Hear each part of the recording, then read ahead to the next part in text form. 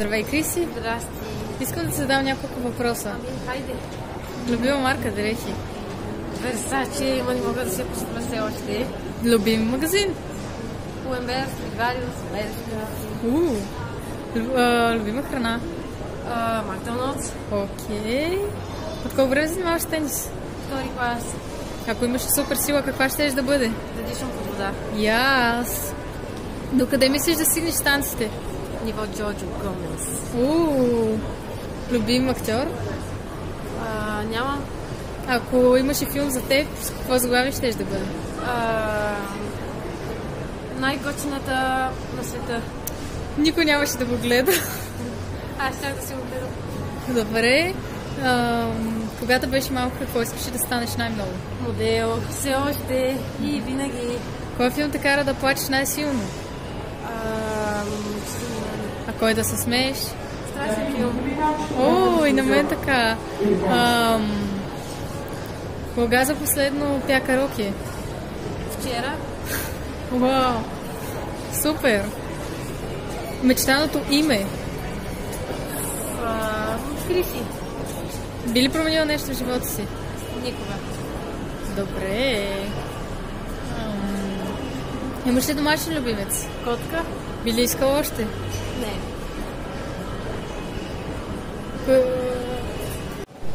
Селебрити кръш? Бела Хадид. Мъжки вариант. Ануар Хадид.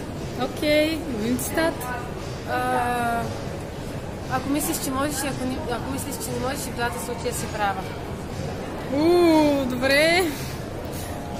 Какво те вдъхновява най-много или какво? Вдъхновявам се от себе си. И да, окей. Какво би казал на хората, които те гледат? Моля ви, абонирайте се за канала ми, ако ви харесва. Ето долу, някъде. Ей, Габи, искам да ти задам няколко въпроса. От колко време се занимаваш с танци и как реши да започнеш това нещо? Почти 2 години и аз винаги съм искала, мама съм нещо много голяма и дебела за това нещо. Кой ти е любимия филм? Карибски пирати. Къде се намираме в момента? Сиела, Пловдив. Кой ти е любимия актьор? Нямам такъв. Робърт Де Ниро ме един от любимите, ама. Ако имаше супер сила, каква би била тя? Такова да мества неща с ума си. Мисъл да прави неща с ума си. Кой ти е любимият цитат? Everything is possible if you believe. Любима книга? Хари Потър. Любима песен?